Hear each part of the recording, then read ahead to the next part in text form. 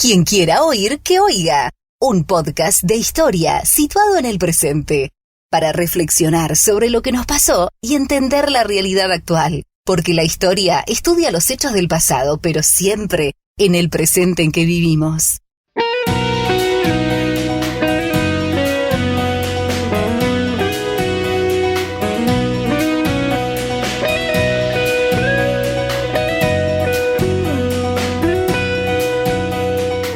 La Guerra del Paraguay fue el conflicto más brutal y sangriento de la historia de los países de América del Sur durante el siglo XIX. La República del Paraguay, gobernada por Francisco Solano López, se enfrentó a la alianza establecida entre el Imperio de Brasil, Argentina y Uruguay, más conocida como la Triple Alianza. Después de esta guerra, se cambió para siempre la estructura económica y social de la República de Paraguay. Este país perdió la mitad de su población. Murieron en la guerra más de 300.000 paraguayos, en su mayoría hombres de entre 15 y 65 años, por lo que la población del país quedó compuesta por mujeres, niños y ancianos, en su gran mayoría. Una de las particularidades de esta guerra es que fue la primera de América del Sur en ser fotografiada, por lo que ha quedado un registro histórico muy importante que da cuenta de la dureza con que se combatió y de los destrozos que el conflicto ocasionó, tanto a nivel material como a nivel humano.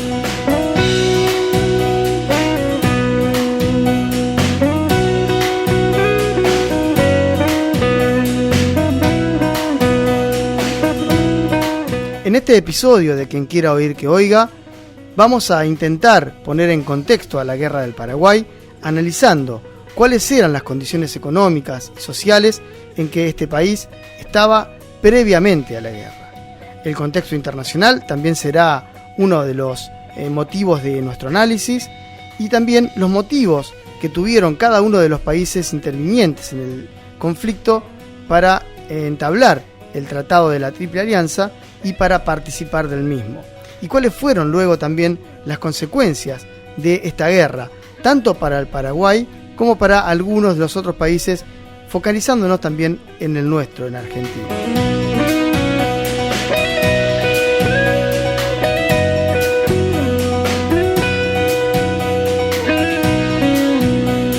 Antes de comenzar a desarrollar estos temas, tenemos que aclarar que existen múltiples interpretaciones y visiones sobre el conflicto y sus causas. No nos vamos a detener en este episodio a desarrollar y analizar las opiniones de las distintas corrientes historiográficas por obvias cuestiones de tiempo, pero seguramente podemos hacerlo en futuros episodios. Sí, vamos a decir que al menos se ven dos grandes grupos de opiniones que hacen referencia a la guerra. Por un lado, la corriente de historiografía liberal, más ligada a la historia mitrista en nuestro país, y por otro lado, los que al menos comparten algún aspecto histórico con el revisionismo.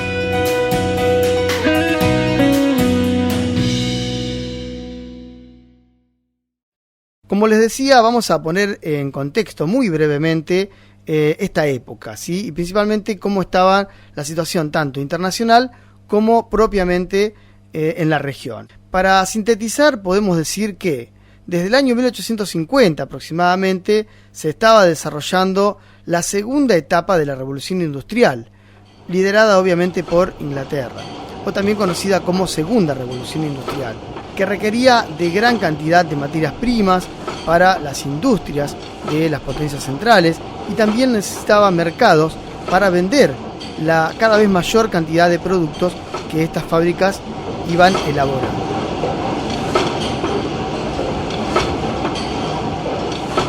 Los nuevos países de América del Sur surgieron después de numerosas y cruentas luchas internas como productores de materias primas, asociados a las potencias industriales y en el esquema conocido como División Internacional del Trabajo, por lo cual tanto Brasil, Argentina y Uruguay tenían relación casi directa con Inglaterra, que a su vez marcaba desde hacía bastantes décadas los destinos económicos de la región.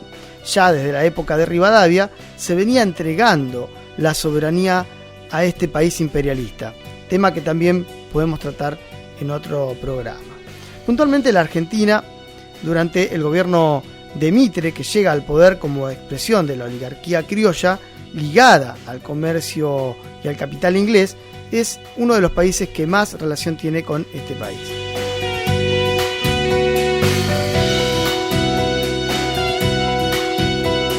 Entre los años 1861 y 1865 se produce en Estados Unidos la llamada Guerra de Secesión, lo que bloquea por algunos años la entrega constante de materia prima a las industrias inglesas, principalmente el algodón, por parte de Estados Unidos a Inglaterra.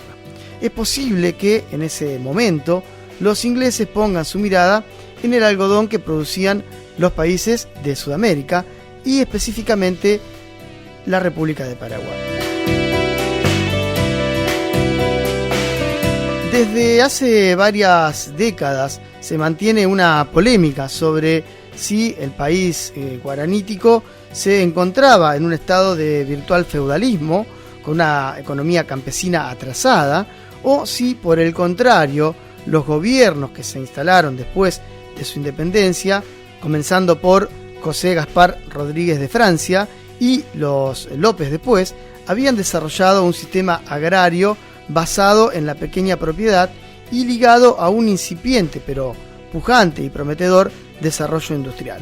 Esto último, este modelo que pudieron haber impulsado los López en Paraguay, se contraponía lógicamente al modelo que desarrollaban las oligarquías de los países vecinos, como en el caso de la Argentina, que estaban basados en la gran propiedad agraria ligada a la producción de materia prima, o más conocido como modelo agroexportador, principalmente para vender sus productos a Inglaterra.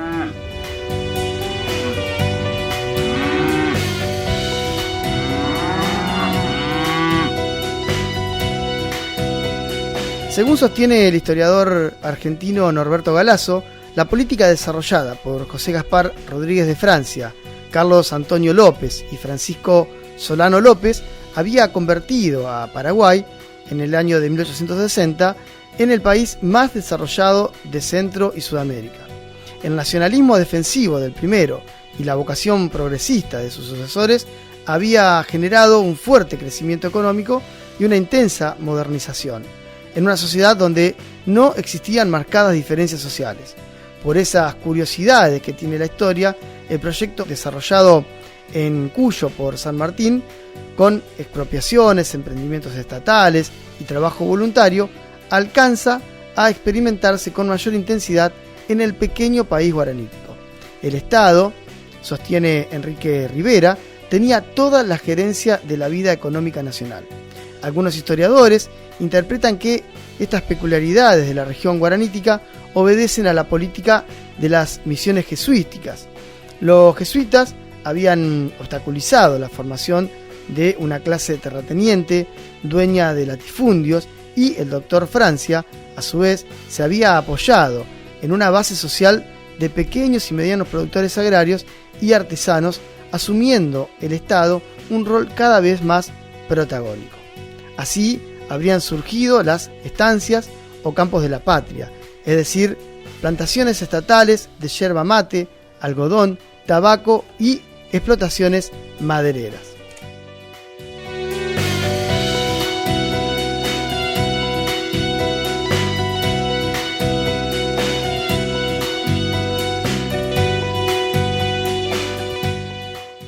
También este historiador sostiene que el Paraguay fue el primer país que tuvo explotaciones de minas de hierro, industrias de fundición que producían machetes, arados, palas, picos, cañones, cerrajería, artefactos diversos, astilleros, fábricas de jabón, de azufre, de aceite, de papel, ferrocarril, telégrafos, imprenta, etc. En 1861, Paraguay construyó el primer ferrocarril, al poco tiempo la primera línea telegráfica y una marina mercante que poseía 11 barcos.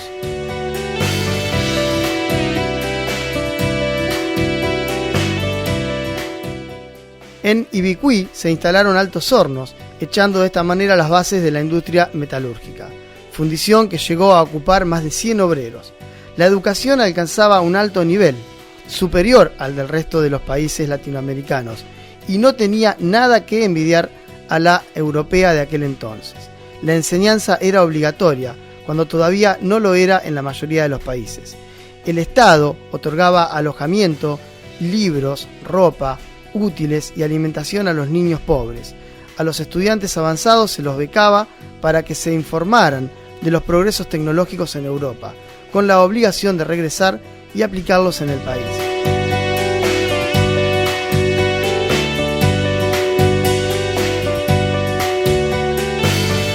El científico Humboldt declaraba en 1824: casi no hay analfabetos en Paraguay. En 1857 existían 408 escuelas con 16.750 alumnos, y 5 años después había 435 escuelas con más de 25.000 alumnos. Algunos diplomáticos ingleses también se lamentaban de que en Paraguay no había gente con grandes fortunas que tuviera la capacidad de hacer frente a importaciones, lo que perjudicaba, obviamente, la introducción de mercaderías desde el exterior.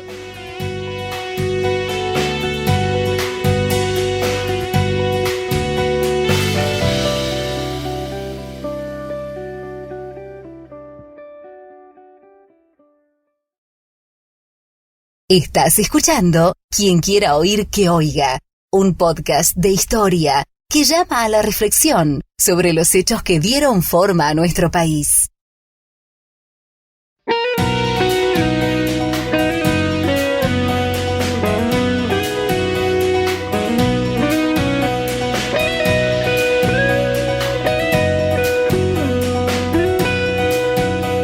Podemos pasar entonces a analizar cuáles fueron las causas puntuales de la guerra, aunque entendemos que muchos de ustedes ya sospecharán cuáles pueden ser las causas de este conflicto, teniendo en cuenta ese contexto que hemos descrito anteriormente.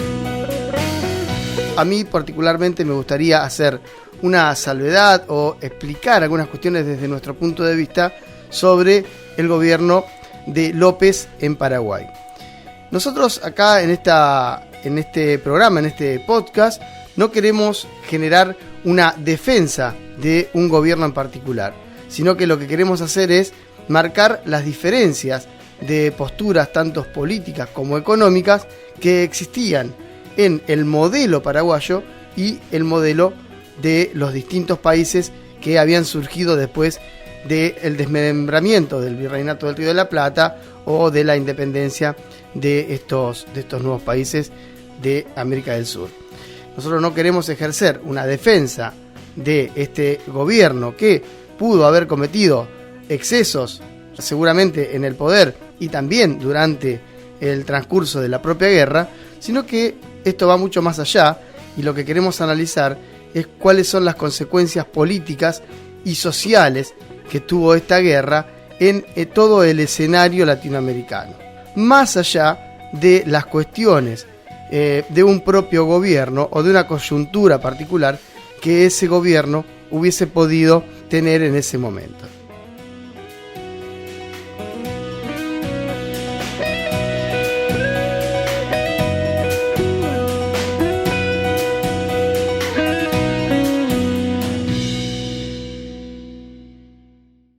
Una vez que el Virreinato del Río de la Plata se desarma y da lugar al surgimiento de distintos países, digamos, no solamente el Virreinato del Río de la Plata, ¿no?, sino también lo que tiene que ver con la parte portuguesa de Brasil, lo que tiene que ver también con el Virreinato del Perú y también la parte chilena, ¿sí?, con la capitanía de Chile.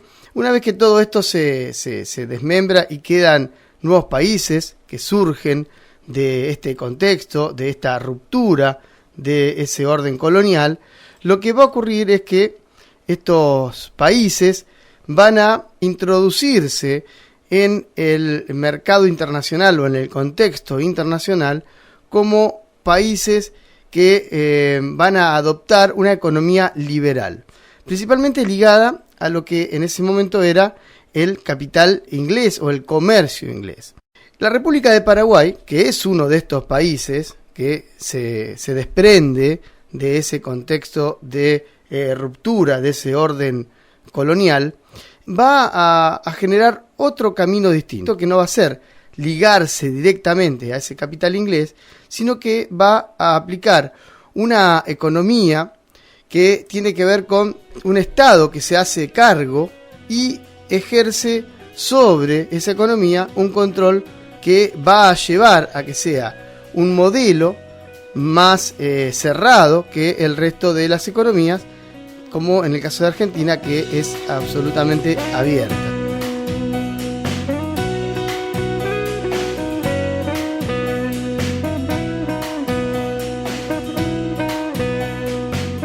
Este modelo de Paraguay es un ejemplo negativo para el resto de los países. Y digo para el resto de los países en ese contexto que en ese momento se estaba desarrollando, en donde todos estaban introduciéndose por aquella década ya del 60, de 1860, en la economía liberal, y el Paraguay se va a mantener en un modelo mucho más cerrado, en donde al capital internacional se le dificulta mucho más introducir sus lógicas y sus parámetros. Entonces, eso es un poco la diferencia que hay entre estos modelos.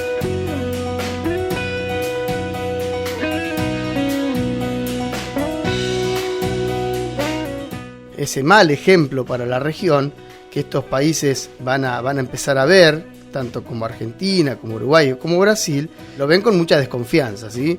Ya que les demostraba al resto del mundo que se podía implementar otro modelo de economía en América, ¿sí? Un modelo que se mantuviera semicerrado, con un apuntalamiento muy fuerte por parte del Estado, con un crecimiento interno y con, por supuesto, beneficios que esto genera para la población en su conjunto.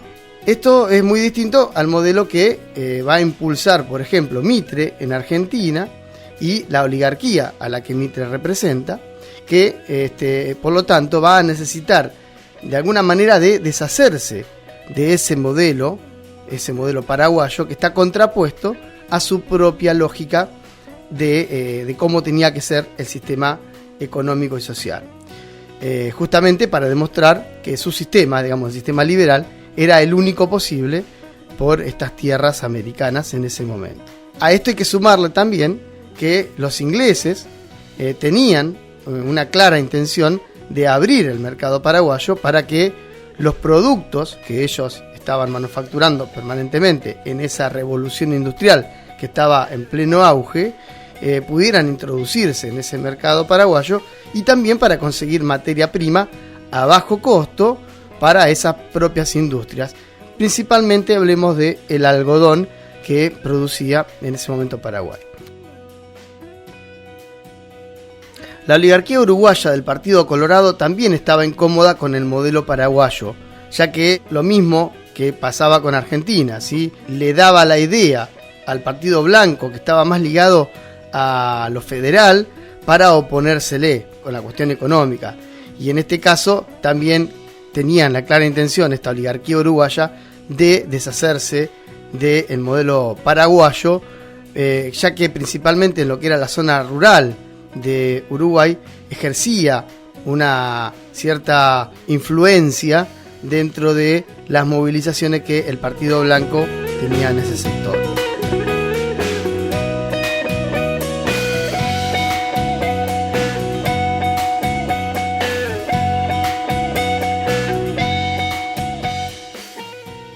Por su parte, Brasil también tenía intereses sobre territorios que eran paraguayos y tenía la intención de que la banda oriental también caiga bajo su influencia.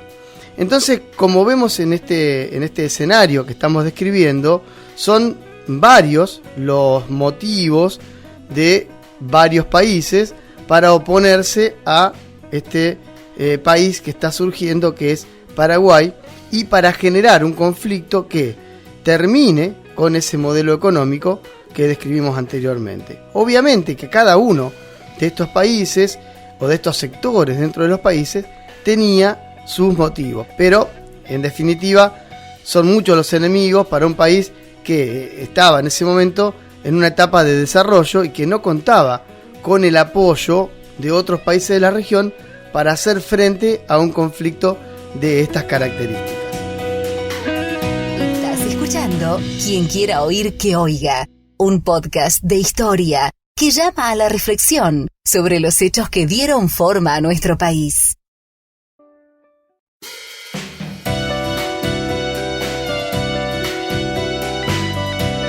Para entender los motivos del comienzo de la Guerra del Paraguay, tenemos que analizar detenidamente el conflicto que se genera en Uruguay en 1864. Venancio Flores era uno de los militares uruguayos que había colaborado con Mitre en la represión de los gauchos federales de las provincias del noroeste argentino. Es, por decir de alguna manera, premiado por el presidente argentino Mitre con armas y con dinero para armar una expedición hacia Uruguay, su país, para derrocar al presidente Bernardo Berro del Partido Blanco, que se identificaba con la causa federal.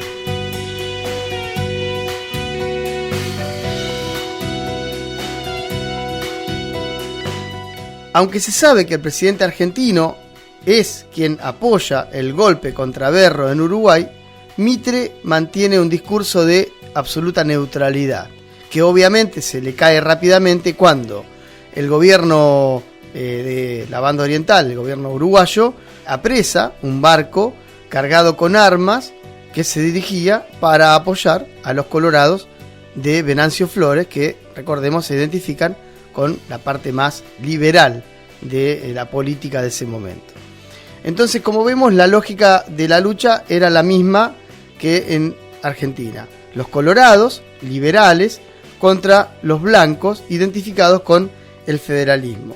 Esto ocurre en Uruguay, una vez que en Argentina estaba consolidado el modelo agroexportador, después de que se desataran intensas luchas internas que terminaron por eliminar prácticamente las ideas federales y que, bueno, van a dar entonces la posibilidad de instalar ese modelo liberal ligado al capital internacional. Brasil, Argentina, Uruguay son países que tienen una lógica muy parecida en ese sentido. Y bueno, en Uruguay quedaba entonces ese partido blanco que de alguna manera Mitre quería también sacarse del medio y por eso apoya a Venancio Flores. Entonces, fijémonos cómo va entonces la cuestión. Brasil, Argentina, Uruguay y obviamente a su turno le va a tocar a Paraguay pagar las consecuencias de no acatar las directivas de la División Internacional del Trabajo.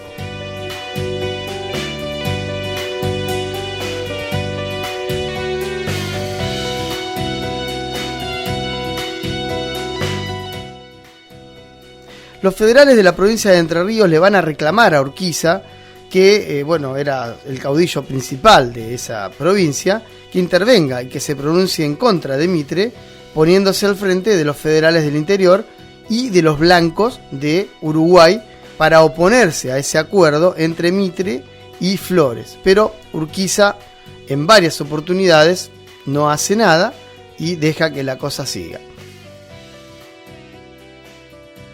Algunos meses después, Brasil va a intentar una mediación en este conflicto y que esa mediación también es rechazada, ya que las condiciones que pone Brasil son excesivas para ese acuerdo y eso fracasa, ¿sí?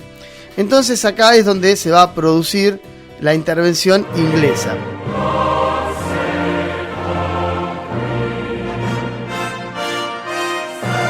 Quien reúne al canciller argentino y al comisionado brasileño en Montevideo para tratar de realizar una nueva mediación que el gobierno blanco de Uruguay va a rechazar nuevamente.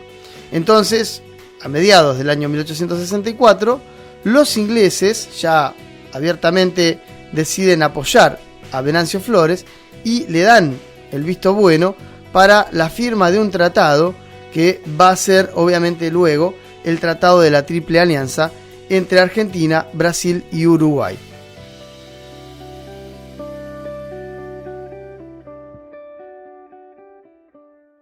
En enero de 1865, Venancio Flores, con la ayuda brasileña, argentina e indirectamente inglesa, ya que Mitre va a obtener los fondos para generar la guerra mediante un préstamo inglés, va a ocupar Paysandú con una terrible masacre. Ese golpe contra el gobierno de Uruguay se realiza entonces en ese momento y el gobierno colorado de Venancio Flores, liberal, toma el poder.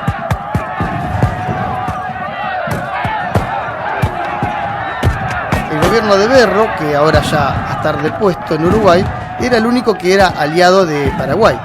Por lo tanto, López se ve amenazado y seguramente sabe que va a ser Paraguay el próximo en la lista de países invadidos por la ideología liberal. Ante esta situación decide actuar y avanza con su ejército sobre Brasil. Pero antes intenta presionar a Urquiza para que éste se pronuncie contra Mitre, pero Urquiza siempre dice que lo va a hacer, pero termina no actuando en este sentido. Entonces, lo que va a hacer Paraguay es ocupar parte del Mato Grosso y también manda tropas sobre el norte uruguayo. Pero para poder llegar al norte uruguayo, tiene que cruzar por la provincia de Corrientes, para lo cual le pide permiso al gobierno argentino para que lo deje cruzar por la provincia de Corrientes, ya que el gobierno argentino hasta este momento se mantenía en el discurso neutral. Pero Mitre le niega esta ayuda, justamente diciendo que ante su neutralidad no puede permitir el paso de tropas para invadir otro país. Esto conduce a que López también le declara la guerra a la Argentina y avanza sobre Corrientes.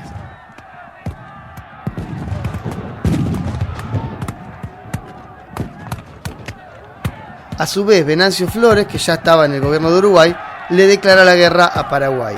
Y el 1 de mayo de 1865 se formaliza la firma del Tratado de la Triple Alianza.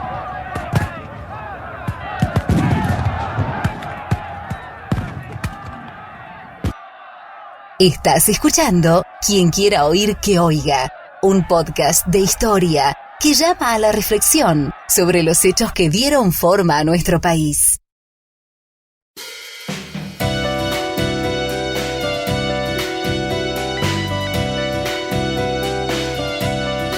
Como decíamos anteriormente, la guerra contra Paraguay fue financiada principalmente con créditos que casas inglesas, como por ejemplo la Baring, otorgaban tanto a Brasil como a la Argentina.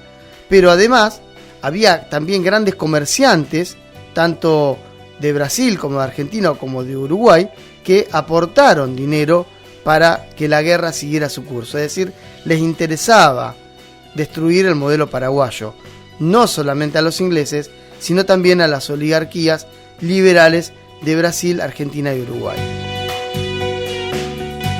Por otro lado, también tenemos que decir que dentro de lo que es el pueblo del interior de la Argentina, la guerra del Paraguay es muy resistida, es absolutamente impopular y en el interior del país existen numerosos casos de rebeliones en contra de la guerra y también hay deserciones por parte de grupos de soldados o gauchos que eran reclutados a la fuerza y marchaban al campo de batalla atados con cadenas.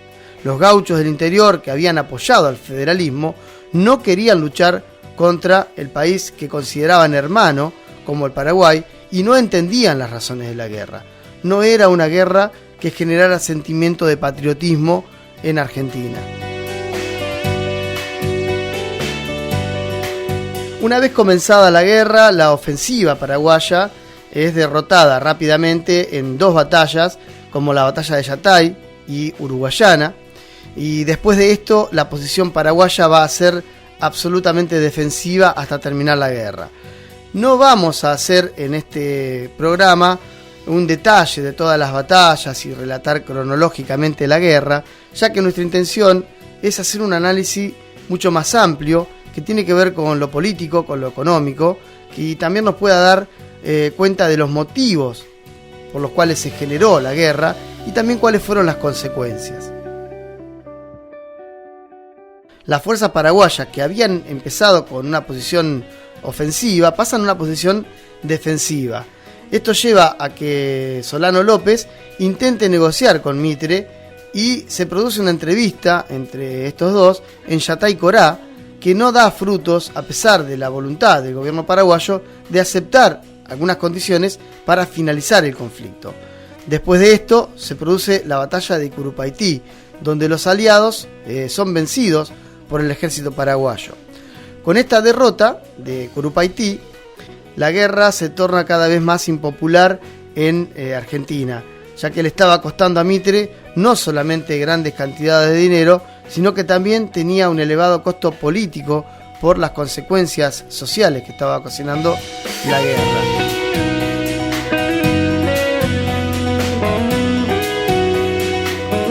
La guerra sigue. Esto nos hace pensar que la intención era destruir literalmente a Paraguay, porque anteriormente el gobierno paraguayo había intentado un acuerdo para frenar la guerra al poco tiempo de comenzar. Y bueno, acá Mitre queda un poco desdibujado de la política, digamos, que él mismo había propuesto, que era una guerra corta, una guerra que rápidamente termine y que no tenga un gran costo principalmente en vidas humanas.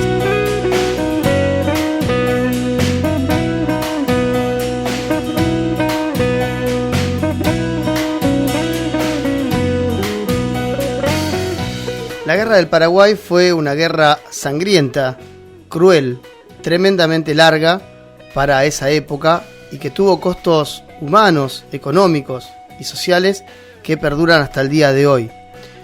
Esta guerra fue fotografiada, como decíamos anteriormente, y también fue una guerra que fue ilustrada por uno de los pintores destacados de ese momento, que fue Cándido López, que representó a la guerra del Paraguay en una pintura que fue descriptiva de esa guerra. Él también combatió en la guerra del Paraguay y en la batalla de Curupaytí, que mencionábamos anteriormente, tuvo una gravísima herida en su mano derecha con la que pintaba, y tiempo después siguió pintando con su mano izquierda. Se lo conoce también a Cándido López como al manco de Curupaytí, ¿sí? Por esta cuestión de que quedó lesionado en una mano. Esta pintura ha llegado a nuestros días y es una pintura muy representativa de lo que fue la guerra, de la crueldad de la guerra, en la que también él combatió, ¿sí? como soldado, y que fue también entonces uno de los testigos que luego va a retratarla, y que hay varias pinturas en varios museos de Argentina que pueden apreciarse de cómo fue esa tremenda guerra que fue la guerra del Paraguay.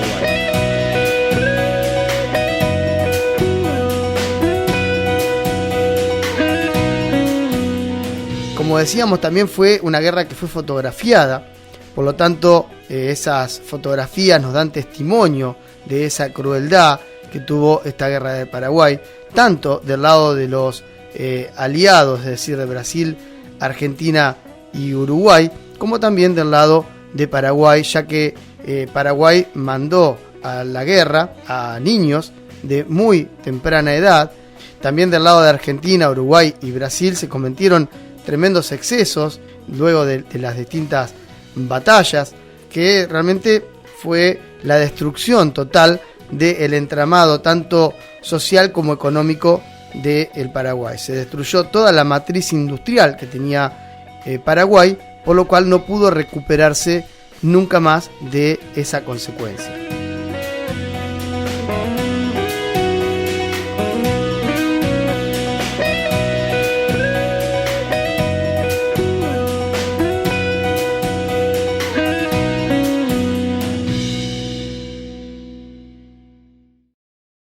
Estás escuchando Quien quiera oír que oiga, un podcast de historia que llama a la reflexión sobre los hechos que dieron forma a nuestro país.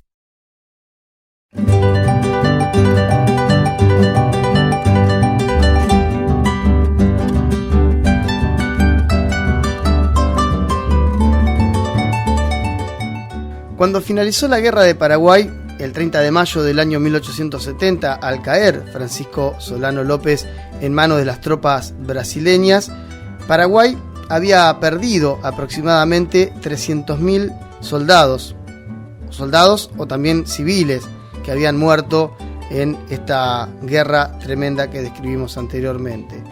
El país quedó totalmente devastado y además tuvo que pagar una indemnización de guerra. Fue ocupado por casi 10 años por el ejército brasileño principalmente y perdió alrededor del 40% de su territorio, que pasó a formar parte de Argentina y de Brasil. Aclaremos que dentro de esas 300.000 personas que fallecieron en la guerra, el 90% eran población masculina de entre 15 y 50 años. Por lo tanto, la población que quedó en Paraguay fue solamente de niños, ancianos y mujeres. Además, como decíamos anteriormente, se destruyó todo el desarrollo tecnológico que Paraguay había desarrollado hasta ese momento y por lo tanto no se pudo recuperar. Y se introdujo masivamente en todos los campos del país el cultivo del algodón, que Inglaterra necesitaba primordialmente porque, como habíamos dicho anteriormente, se había producido en Estados Unidos una guerra que impedía el tránsito de esa mercadería hacia Inglaterra, ¿no? Además de esto, se abre el mercado a las importaciones inglesas, que a partir de ese momento comienzan a ingresar a Paraguay, que se incorpora entonces de una manera violenta a el modelo liberal que tenían todos los países de América Latina, ¿sí? Entonces, de esta manera se termina con un modelo que hubiese podido ser algo distinto en estas tierras americanas.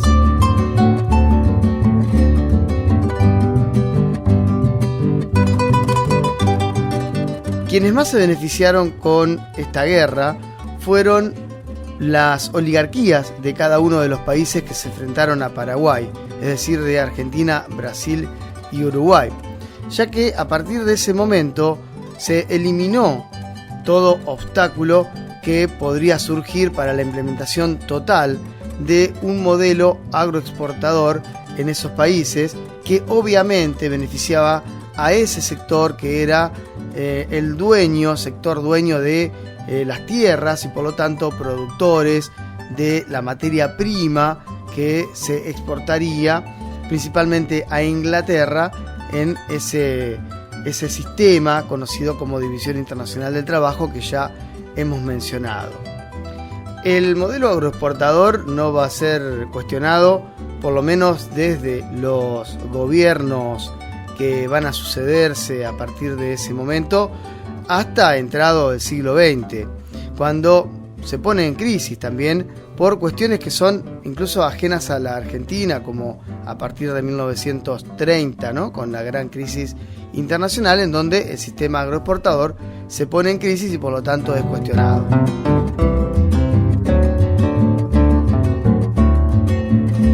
Hubiese sido distinto si el modelo paraguayo hubiese seguido adelante y hubiese podido demostrar en la región que se podía implementar otra forma de economía, otra forma de inserción social y otra forma de modelo de país hacia el futuro. Esto no ocurrió.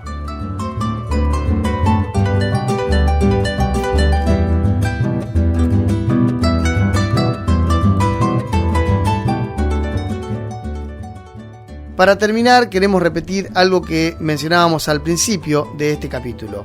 La Guerra de Paraguay es un conflicto que sigue generando tremendas controversias, tanto dentro de las corrientes historiográficas como dentro de la política de cada uno de los países. Para algunos es una vergüenza lo que ocurrió con Paraguay. Para otros estuvo bien. Nosotros acá simplemente abrimos la discusión. Queremos generar esta polémica entre quienes están a favor de una postura o a favor de otra, siempre dentro del marco del diálogo, siempre dentro del marco de la posibilidad de llegar a conclusiones superadoras sobre lo que ocurrió con este conflicto como con tantos otros.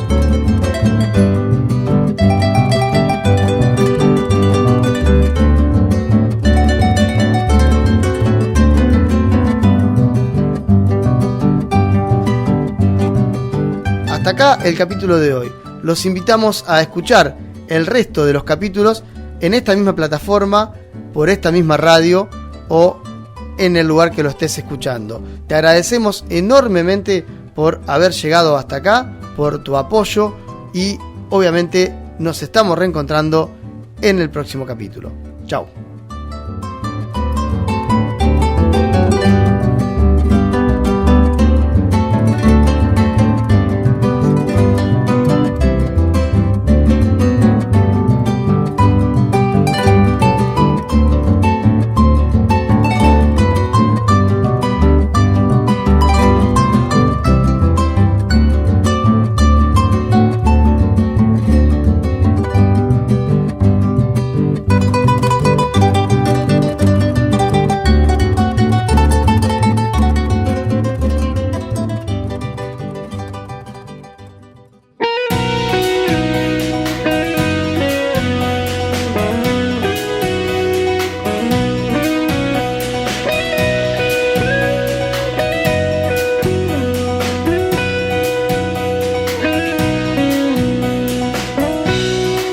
Acabas de escuchar Quien quiera oír, que oiga. Una realización del Pregón Producciones Audiovisuales. Producción integral, profesores Fabián Ortiz y Luis Farías. Difusión, redes sociales, Marina López. Conducción, Fabián Ortiz. Música original, Alejandro Pájaro. Diseño gráfico e imagen de portada, Luis Farías. Business Affairs, Marina López y Fabián Ortiz.